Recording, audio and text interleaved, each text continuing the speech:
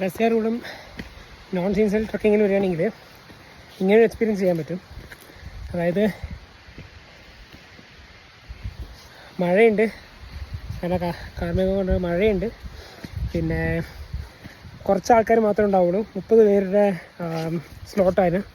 അപ്പോൾ അത്ര ആൾക്കാർ മാത്രമല്ല, 30 അല്ലെങ്കിൽ 50 പേര് അതിന് മേലെ കൂടെ പോകും, അതിന് മേലെ പോകത്തില്ല. സീസൺ ടൈമിൽ 100 പേർക്കാണ്. സോ 100 പേരാകുമ്പോൾ അത്രയും കൺജസ്റ്റഡ് ആയിരിക്കും കാര്യങ്ങളെല്ലാം. സോ നോൺ സീസൺ ടൈമിൽ വരുമ്പോൾ കുറച്ചും കൂടി ഫ്രീ ആണ്. കുറച്ച് കാര്യങ്ങളൊക്കെ എന്താ പറയുക, നമുക്ക് സ്ലോ ആയിട്ട് പോയാൽ മതി, ഫുഡൊക്കെ കിട്ടും ഈസി ആയിട്ട്. പക്ഷേ ഞങ്ങളിത് ലാസ്റ്റ് ട്രക്കിംഗ് ആണ് ഈ വർഷത്തെ.